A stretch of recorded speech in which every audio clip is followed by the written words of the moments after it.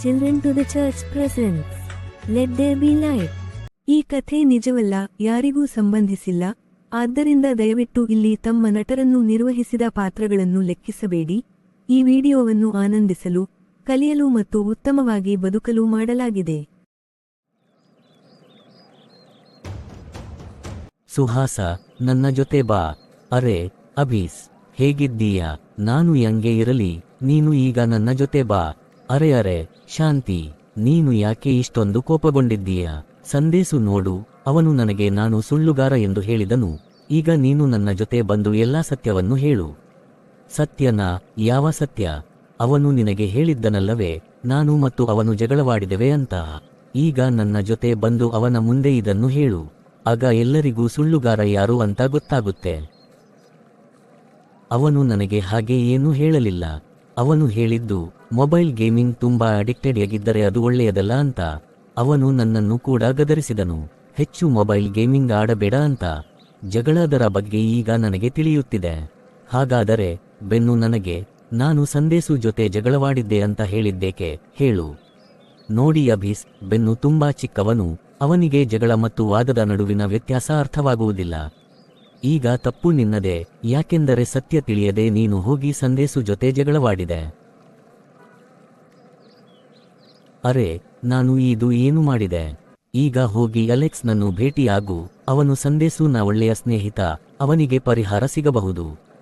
ಸರಿ, ನಾನು ಹೋಗುತ್ತೇನೆ.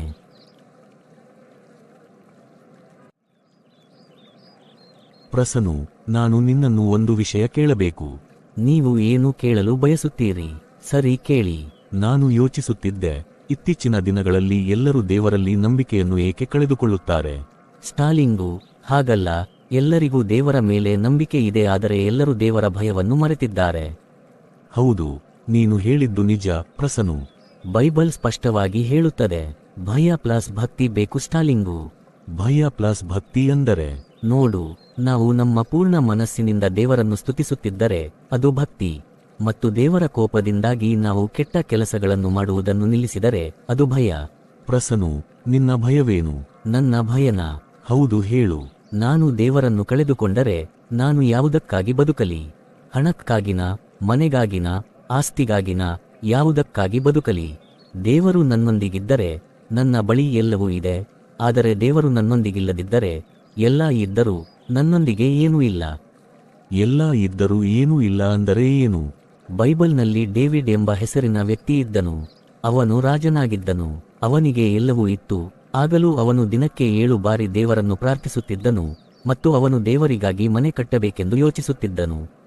ಆದರೆ ಇಲ್ಲಿ ನಮಗೆ ಚರ್ಚ್ ಇದೆ, ಆದರೂ ನಮ್ಮಲ್ಲಿ ಕೆಲವರು ಚರ್ಚ್ಗೆ ಹೋಗಲು ಬಯಸುವುದಿಲ್ಲ. ಹೌದು, ನೀವು ಹೇಳುತ್ತಿರುವುದು ನಿಜ. ಮುಂದಿನ ಬಾರಿ ನಾವು ಇದನ್ನು ಇನ್ನಷ್ಟು ಚರ್ಚಿಸೋಣ. ಸರಿ, ಈಗ ಮನೆಗೆ ಹೋಗೋಣ. 3 ದಿನಗಳ ನಂತರ ಕಥೆ ಮುಂದುವರಿಯುತ್ತದೆ. ಈ ಕಥೆ ನಿಜವಲ್ಲ, ಯಾರಿಗೂ ಸಂಬಂಧಿಸಿಲ್ಲ. ಆದ್ದರಿಂದ ದಯವಿಟ್ಟು ಇಲ್ಲಿ ತಮ್ಮ ನಟರನ್ನು ನಿರ್ವಹಿಸಿದ ಪಾತ್ರಗಳನ್ನು ಲೆಕ್ಕಿಸಬೇಡಿ. ಈ ವಿಡಿಯೋವನ್ನು ಆನಂದಿಸಲು, ಕಲಿಯಲು ಮತ್ತು ಉತ್ತಮವಾಗಿ ಬದುಕಲು ಮಾಡಲಾಗಿದೆ.